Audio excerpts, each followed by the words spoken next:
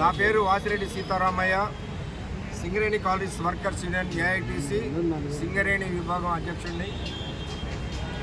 బొగ్గు గనుల వేలంకు వ్యతిరేకంగా భారత communist party CPI AITUC union తీసుకున్న నిర్ణయం మేరకు మేము 10 రోజులుగా సింగరేణిలో ఆందోళన కార్యక్రమాలు చేస్తూ ఉన్నాం. 5వ తేదీ నాడు అన్ని కలెక్టర్ ఆఫీసులను కూడా ముట్టడి చేసి కలెక్టర్ల ద్వారా మెమోరాండం ఇచ్చాం. అదేవిధంగా 6వ తేదీ నుండి నిన్న 12వ తేదీ వరకు కూడా అన్ని జనరల్ మేనేజర్ల ఆఫీస్ ముందు, హెడ్ ఆఫీసుల ముందు మేము నిరాహార దీక్షలు చేశాం.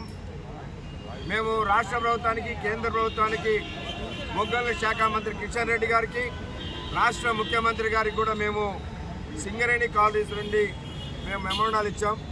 అయినప్పటికీ కూడా బొగ్గు గనులని వేలంపాట పెట్టి ప్రైవేటు వాళ్ళకి అమ్ముతూ ఉన్నారు.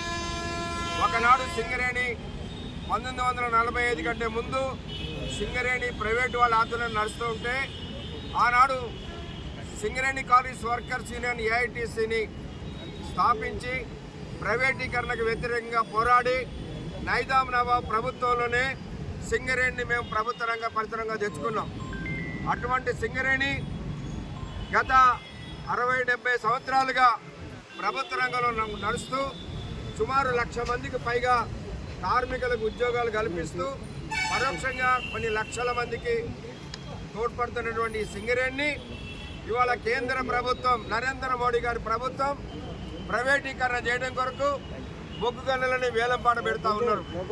ఈ వేలంపాటలో అదానీలు, అంబానీలు లాంటి పెట్టుబడిదారులు పెట్టుబడి పెట్టి రేపు బొగ్గుని సామాన్య ప్రజలకు అందుబాటులో లేకుండా రేటు పెంచితే విద్యుత్ ఛార్జీలు పెరుగుతాయి, ఇనుము ఛార్జీలు పెరుగుతాయి, సిమెంట్ ఛార్జీలు పెరుగుతాయి.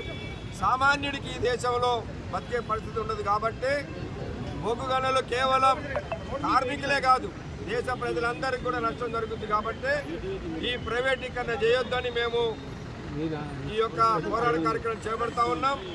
ఇవాళ కూడా మేము శాంతియుతంగా రాజ్భవన్కి అందరం పోయి గవర్నర్ గారికి మెమోరాండం ఇచ్చి ఈ బొగ్గు బావులని వేలంపాట పెట్టొద్దు, రద్దు చేయండి, సింగరేణికి కేటాయించండి.